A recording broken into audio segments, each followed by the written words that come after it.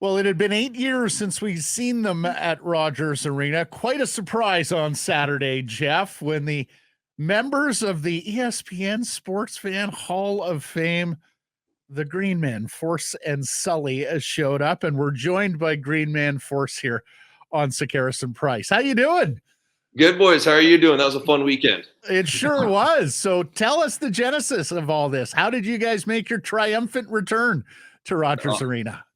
A lot of planning, a lot of kicking around ideas, a lot of should we come back, share it over beers. And yeah, it was the Canucks have been asking us for a couple of years. It's like, would you be interested in coming back? And we hummed and hawed, and we really liked the way we went out. Did our big retirement tour all over BC, going to WHL games and BCHL games, and I think it was 6 Canuck games our final season. And we thought we got a good reception and let sleeping dogs lie. And Sully now lives in Saskatoon. He's got a wife and 2 kids, so he's like doing his thing. So to get him out here logistically was tough. But the Canucks started the season so hot. Canucks reached out to us in October and said, "Hey, if we flew Sully in, would you be interested?" And we said, "Yeah, but we kind of want to do it our way." So we wanted to pick the game. We wanted to pick how we entered.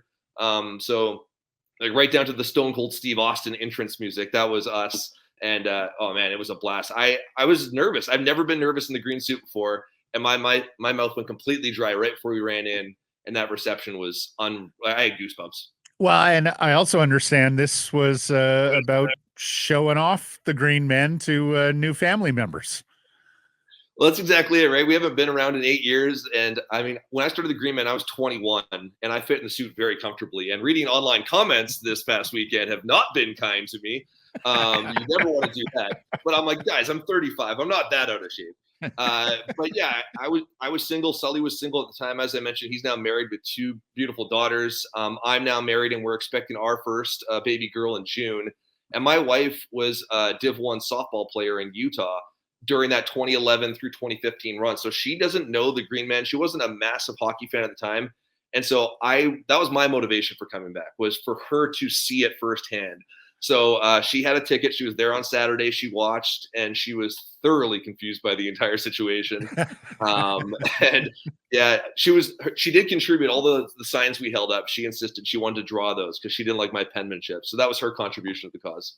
Great. I love the element of surprise. Now, I think Canucks Twitter kind of let us all down after we got those photos of Phil Kessel at the airport a couple of weeks ago. I thought, I mean, I'm guessing Sully wasn't wearing his outfit when he flew in from Saskatoon, but I thought somebody might have picked up on that. But look, this kind of sounds like a dumb question, but we're also talking about 2 grown men in bodysuits that rub up against plexiglass. I guess there are no dumb questions when we put it in that context. But when do you become the Green Man? Because the element of surprise was there. Like, I don't imagine you both rode SkyTrain in full suits on Saturday. Do you just pop into like a Rogers Arena bathroom and suit up, or did the Canucks have a room for you? Because I did love that element of surprise that you knew it was coming, but nobody else did. It was awesome. So in previous years, when we were doing our Green Man thing, like the Green Man lore is that we would change at the Costco parking lot across the street, run across the street in the green suits, and then run into the arena. And that's kind of how people saw us. For us to come back, we're like, look, we kind of need like a room to change in where we can hold our props and then time it out properly. So that was our idea, is like the first TV timeout, it'll kind of give them an intro if they want to. Al Murdoch actually wanted to do the voice of God thing for us, which we thought was so cool.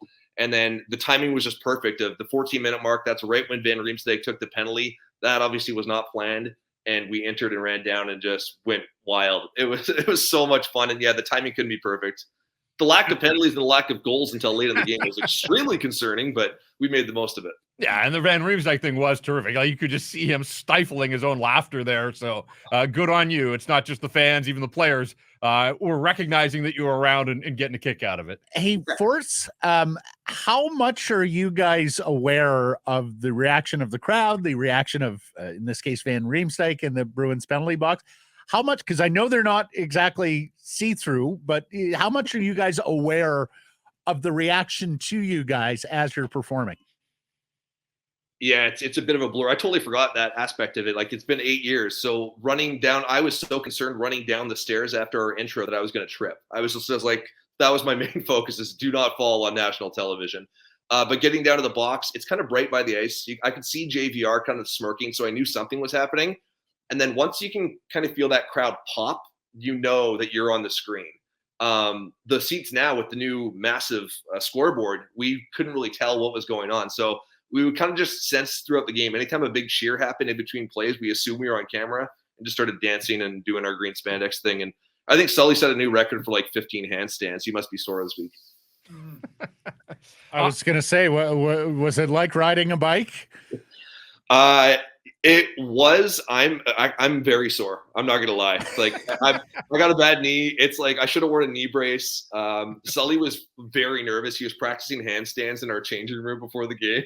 So yeah, it was cool. But yeah, the timing of that JVR penalty kind of brought us right back into the zone. The one other fun part of it, and we've always talked about it as green men, is you go around, you're high-fiving people and stuff. You change out of the suit after the game and you're walking the street as a normie. And you can't click it off. Like I went to high five strangers and they're like, it's Vancouver. That doesn't fly. And it's just, it's a weird mentality to try and fix. Now, once upon a time, and we have a little bit of the backstory, the seats there beside the penalty box, I believe Sully's father had those as season tickets. Yeah. But no longer does. So did the Canucks hold those seats back for you guys for that game? Yeah, so Sully's dad gave up the tickets in, I believe, 2015. He had them since 1990, and when we retired in 2015, he let them go. He had the L, where he would take two clients and wine and dine them and talk over their shoulder because he owns a roofing company on the North Shore. And so when we approached the Canucks, or they approached us, we said, yeah, but it's under the condition we need those seats back.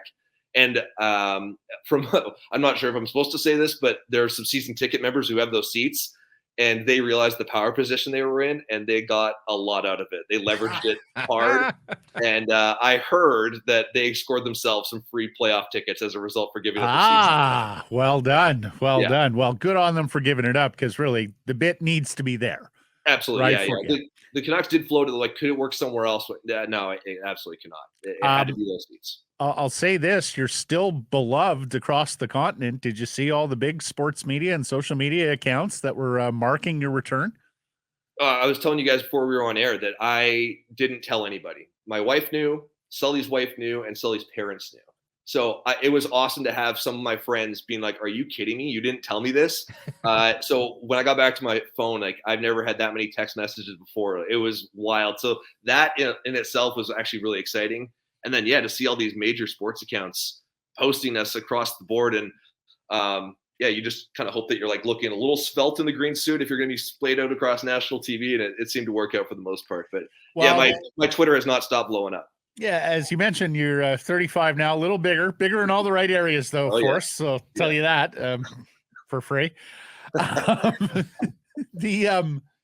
The bits and the props for those who missed them all on Saturday. What did you roll out?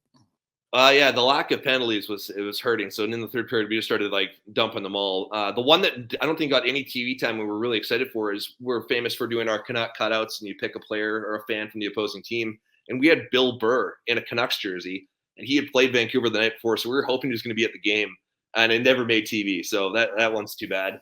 The other one, Sully brought a giant inflatable unicorn, and then I had a giant mop bucket, and we just gave him like a unicorn shower. It made no sense. It's a typical green man. It doesn't make any sense whatsoever. Mm-hmm. What else do we have? We had some we brought back the waffles. That was the one in overtime with Trent Frederick, and I mean, that's a classic. Going over, I felt that was nostalgia. Going across the street to Costco like 30 minutes before puck drop and buying a giant box of waffles. That was pretty cool. Mm-hmm. And then it was mostly just dance moves. We had it all planned out. We did a Bill Belichick hoodies. He always has the cutoff sleeves. I don't know if that made TV. And we had the Belichick headset and a clipboard that said Mac Jones is elite. So we had some fun.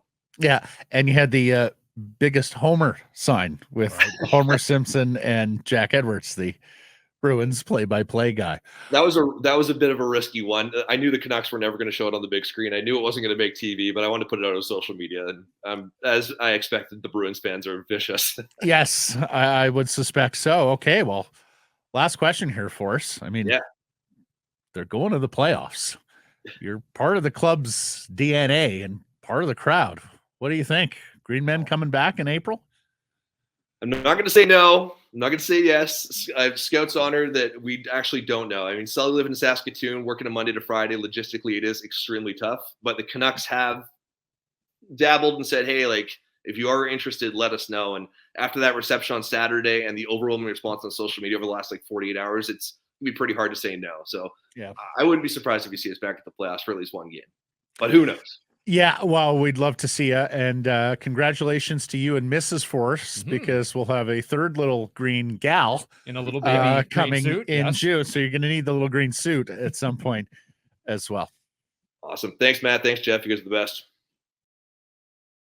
Hey, everybody, if you're enjoying what you're seeing here, then follow along with Sekeres and Price on YouTube. I promise more content coming. The kids call it subscribe on YouTube. Well, how about liking it? Do that as well. Smash it right now.